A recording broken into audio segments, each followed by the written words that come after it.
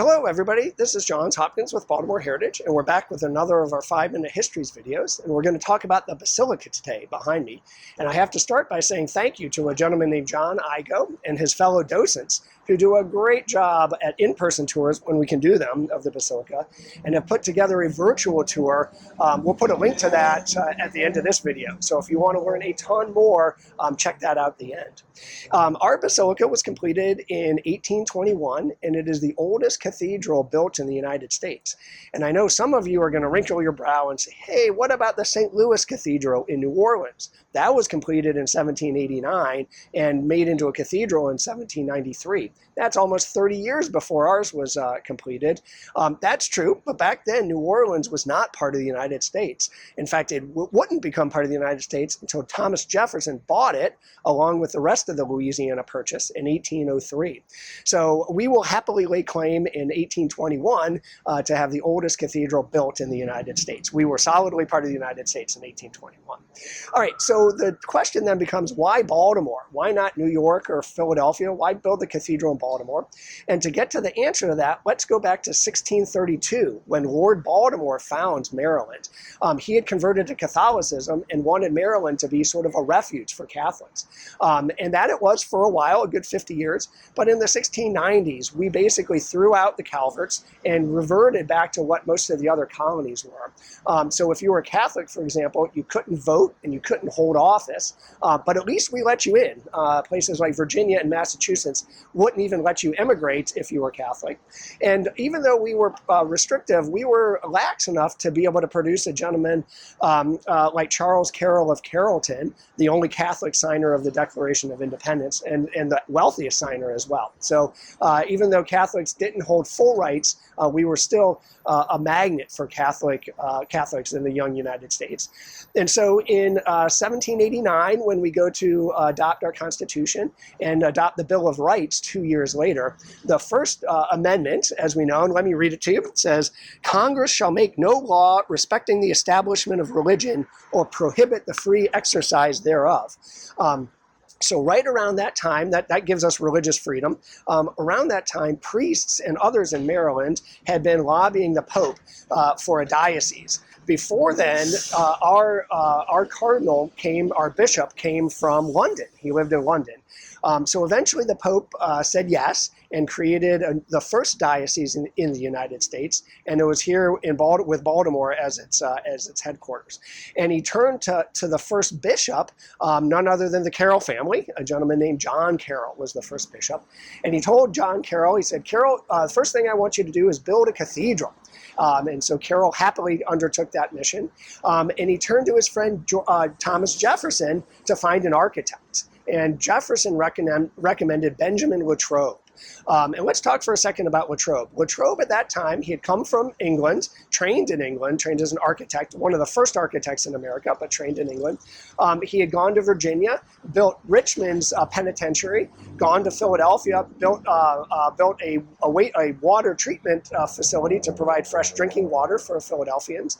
And then at the time, in 1808, early 1800s, 1808, when the first cornerstone was laid, he was helping build the new nation's capital in Washington, D.C. So he had a lot of experience, but he had never had experience building a cathedral. And so the first design he submitted to Carroll looked pretty much like a European cathedral, with all the stuff that European cathedrals have. Carroll said, no, we want our cathedral to look more like the New World, not the Old World. And so Carroll came back with the design pretty much of what we see today.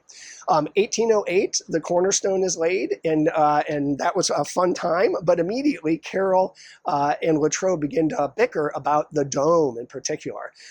Carroll wanted windows in the dome, and Latrobe basically said, no, we should just have a dome and a big chandelier hanging to provide light.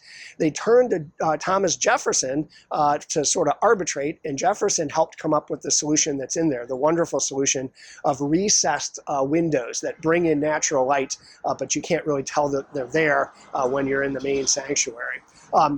Maybe not coincidentally, if you look at the University of Virginia campus that Thomas Jefferson designed, it looks the main building looks the dome looks a heck of a lot like what we have here. So 1821, it takes a while to build.